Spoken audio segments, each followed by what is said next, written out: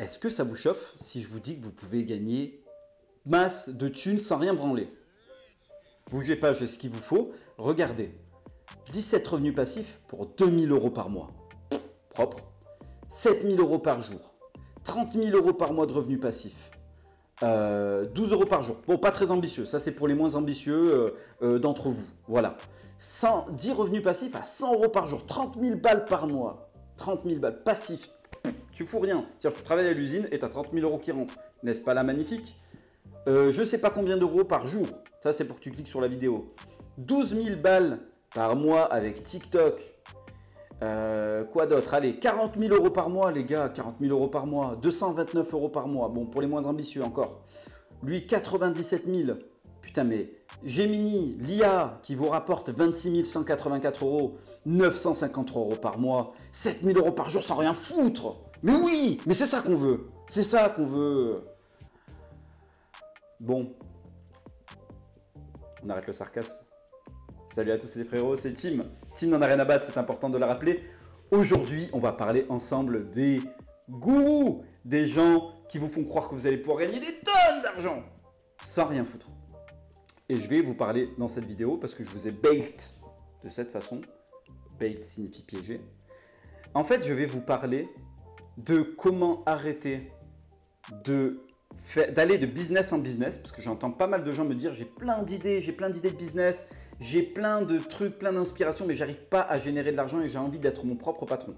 Alors, étant entrepreneur, gagnant extrêmement bien ma vie, je vais vous apprendre comment faire, je vais vous apprendre comment monter votre business étape par étape, d'accord? Alors, je ne vais pas rentrer dans les détails comment dire, je ne vais pas rentrer dans les détails techniques de comment monter un business, on est d'accord, hein, je ne vais pas vous dire qu'il faut aller à la chambre des commerces des métiers. Vous vous démerdez, c'est l'essence d'un entrepreneur. Dans cette vidéo, je vais plutôt vous dire comment monter un business de la bonne façon, sans compter sur le hasard, sans compter sur la chance, sans compter sur les nouvelles tendances. Voilà, un business. Cette vidéo, vous pourrez la regarder dans 100 ans, vous pourrez la regarder dans 10 ans, vous pourrez la regarder dans 1000 ans, ce sera toujours d'actualité. Allez, par contre, il va falloir vous bouger le cul, c'est normal. Si vous n'avez pas envie, vous pouvez vous casser. Allez, je lance le jingle. Si tu es nouveau sur la chaîne, abonne-toi. N'hésite pas à rejoindre le Discord. Et baisse le son, c'est un conseil parce que je vais lancer le jingle. Et le jingle est assez épicé. Je kiffe ce jingle. Bon, allez, maintenant qu'on est lancé dans le truc, je vais directement aller dans le vif du sujet. On ne va pas perdre de temps, j'ai pas envie de faire une vidéo longue. Je dois quitter le Airbnb très vite. Bon, alors je vous montre toutes ces vidéos-là. Pourquoi elles ont autant de vues? Alors je ne sais pas si je vais pouvoir zoomer ou pas. Attendez, je vais essayer de voir. Là tu le vois, 170 000 vues, 398 000 vues, 50 000 vues, 14 000 vues. Et elle encore ça va, c'est gentil. Elle dit juste 6 idées de revenus passifs, donc ça va. Lui 13 000 vues, bon, pas dingue, pas dingue. On va continuer comme ça.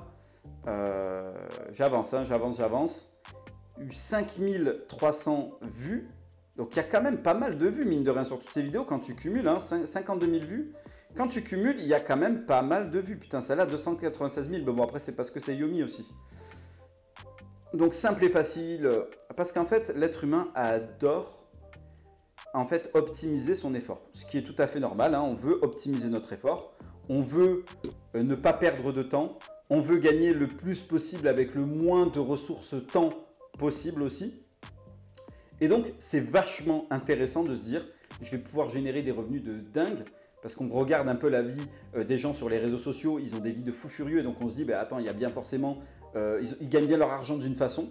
Et donc on se dit, il y a un hack obligé d'avoir un secret que moi je ne connais pas encore. Et donc on a la quête de ce secret. Et au final, on se dit, bon ben vas-y, c'est l'IA, vas-y, c'est les NFT il y a encore quelques années, vas-y, c'est le Web 3, vas-y, c'est les cryptos. Je vais me lancer dans toutes les tendances possibles et imaginables pour me faire de l'oseille. Et au final, tu te fais que dalle. Que dalle. Donc la première étape quand tu veux monter un business qui est rentable et qui te permet d'être libre, c'est de laisser tomber la Fear of Missing Out, la FOMO. Si vous avez joué un peu dans le monde des cryptos, vous savez ce que c'est. Sinon, la FOMO, la Fear of Missing Out, et si vous êtes vraiment naze en anglais, c'est la peur de manquer une opportunité. C'est la première chose que vous devez apprendre à maîtriser. C'est une faiblesse humaine qu'on a tous. Quand on voit une opportunité de dingue passer devant nous, on se dit putain, il ne faut pas que je loupe le train. Il faut que je monte dans le train parce que les gens sont en train de s'enrichir et moi, je suis en train d'attendre et de laisser le truc passer. Et après, on a des regrets. Tu as sûrement déjà eu des regrets en te disant putain, si j'avais acheté un bitcoin en 2013, je serais multimillionnaire. Si j'en avais acheté 10 ou 15 ou 20 qui valaient une bouchée de pain à l'époque, je serais millionnaire aujourd'hui.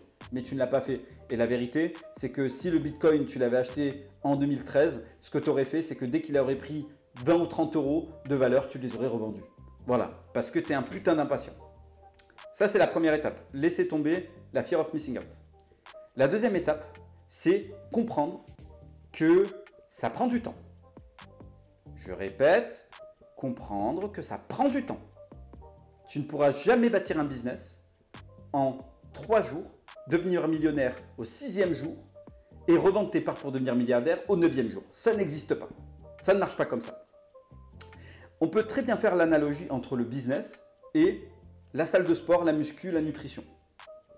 C'est une routine de vie.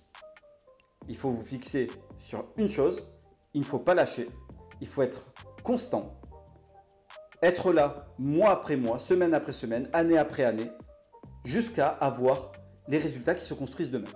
Et pour le business, c'est pareil. Et pour arriver à cette étape-là et te dire je me fixe que sur un truc et je lâche pas l'affaire et ça va prendre du temps, c'est sur le temps long que ça va se construire, il te faut te fixer sur une seule et unique idée. Pas le choix. Je connais plein de mecs qui ont plein d'idées de business et je suis le premier aussi à avoir un board avec une trentaine d'idées de business. Moi, je suis plus spécialisé dans le business en ligne. J'ai une trentaine d'idées de business en ligne révolutionnaires. À chaque fois que j'ai ces idées, j'ai l'impression d'être Einstein. Eureka, j'ai trouvé l'idée pour m'enrichir. Je les note dans un board, ok ? À l'époque, j'essayais et je me mentais à moi-même. Je me disais, vas-y, je vais en lancer 3 ou 4 en même temps. Et puis, je vais voir laquelle me rapporte le plus d'argent, laquelle me rapporte le plus de traction. Et je me fixerai sur ça. Ça ne fonctionne pas comme ça. Parce que ce qui se passe, c'est que quand tu mets ton effort sur plusieurs trucs à la fois, eh bien, tu n'amènes rien à son terme. Donc, c'est pour ça que ça, c'est du bullshit. Parmi toutes les idées que tu as, et ça, c'est la 3e étape, trouve l'idée où il y a, allez, moyennement de la concurrence, voire beaucoup de concurrence. Et là, ça va à l'encontre des idées reçues qui te disent, tu sais, dans le cinéma, dans les journaux, dans tout ça, où on te dit il a trouvé l'idée du siècle. L'idée du siècle, tu n'as pas assez d'argent pour la mettre en place. Je te le dis tout de suite. Pourquoi je dis ça?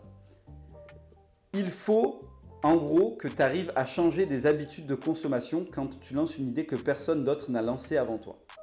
En fait, soit l'idée est géniale pour de vrai et tu dois changer des habitudes de consommation et tu n'as pas assez d'argent pour faire suffisamment de campagnes publicitaires, de propagande pour changer des habitudes de consommation, comme avec le PC personnel, les téléphones portables à l'époque.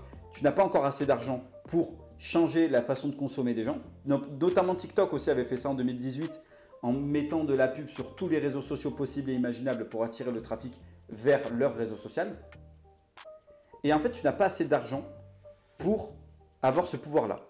Et tu ne te présentes pas à un investisseur en lui disant « j'ai l'idée du siècle ». Combien d'investisseurs reçoivent des centaines et des milliers de business plans de l'idée du siècle? Non, il faut présenter des preuves. Et toi, il faut que tu commences petit. Tu ne peux pas espérer aller à la salle de sport et avoir le corps à Schwarzy en seulement 1 mois. Tu sais que ça va prendre du temps. Et c'est pour ça d'ailleurs que la plupart des novices abandonnent parce qu'ils sont basés sur le court terme. Ils veulent toujours de la récompense à court terme. Un petit sucre, un petit gâteau, un petit machin. Non, je peux pas. Ah, ça fait 3 semaines que je vais à la muscu, il n'y a pas de résultat, j'arrête.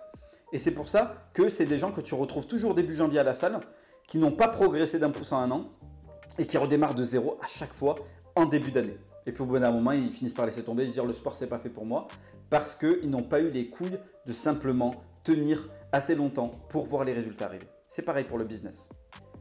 Prends une idée où il y a de la concurrence. Parce qu'en fait, quand tu prends une idée où il y a déjà de la concurrence, tu as déjà fait ta validation de marché. C'est un truc tout con, mais c'est la vérité. Tu as déjà fait ta validation de marché lorsque tu as choisi un business où il y a déjà des concurrents. Est-ce que les concurrents mangent bien? Si les concurrents mangent bien, c'est bon. Tu as ton idée de business et tu es certain que ça va marcher.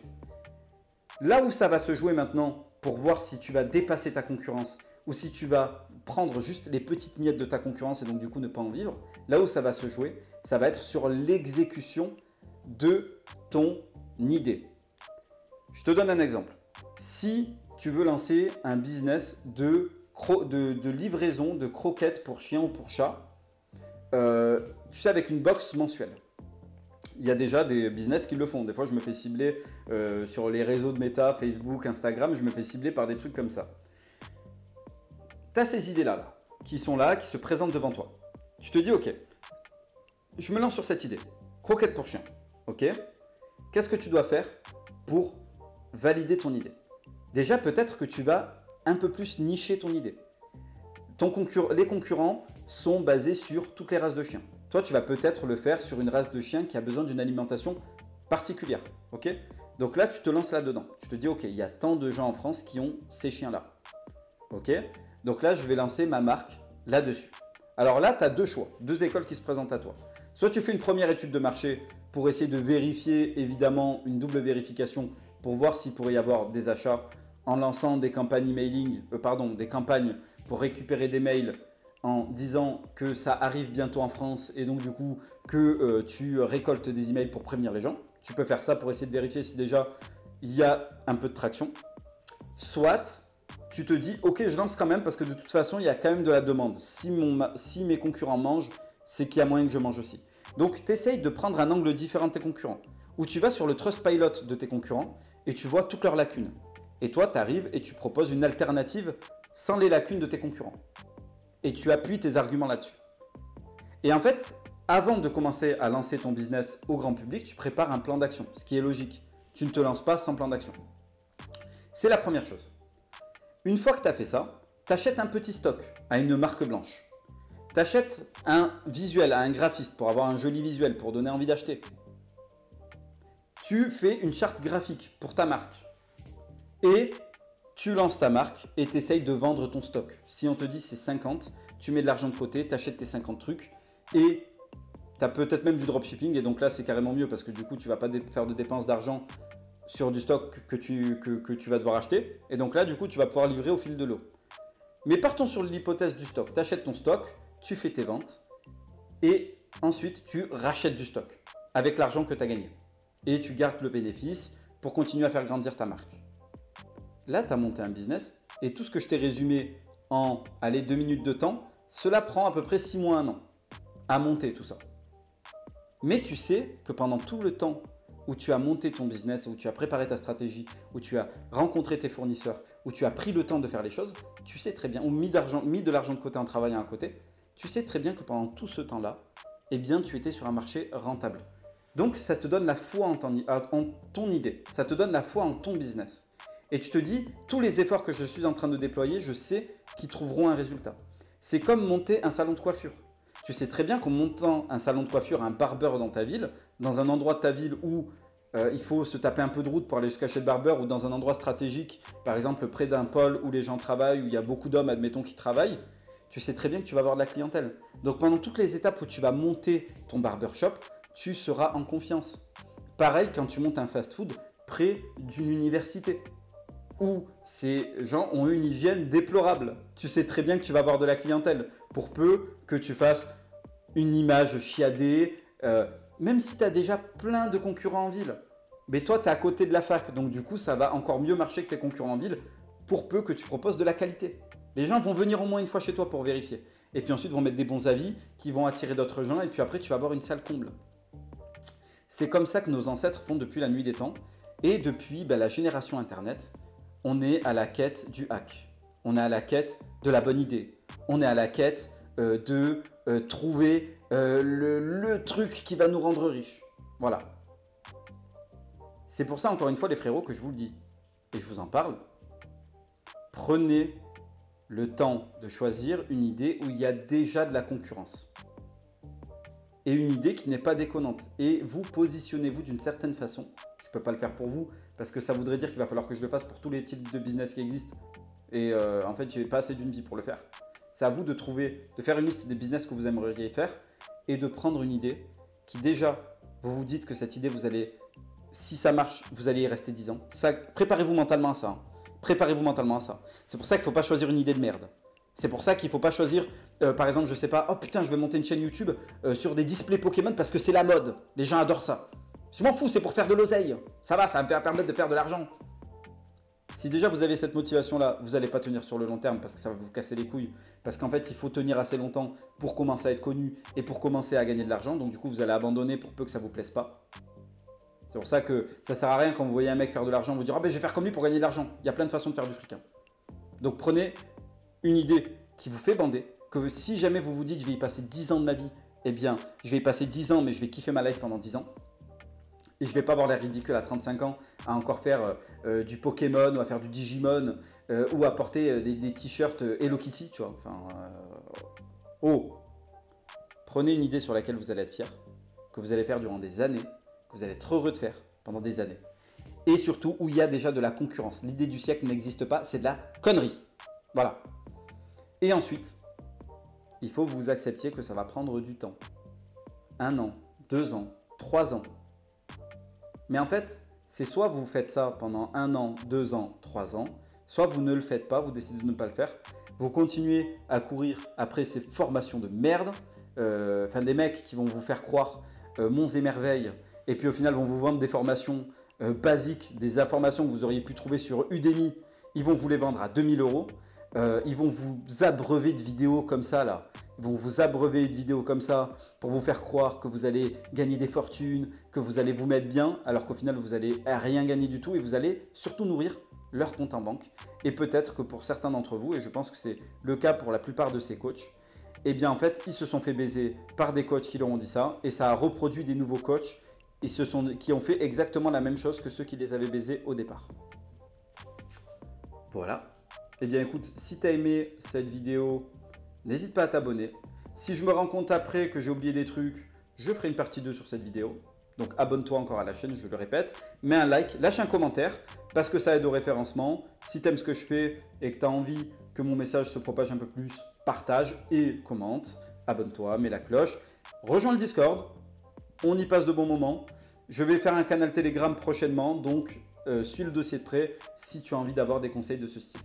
Et pendant que tous ces mecs sont en train de chercher la nouvelle astuce pour gagner des revenus passifs facilement, pendant qu'ils se vautrent durant des années à essayer de suivre leur gourou favori qui leur donne astuce sur astuce, mais jamais de réelle concrète solution, évidemment, le docteur n'a aucune intention de réellement vous soigner parce que sinon il ne gagnerait plus d'argent.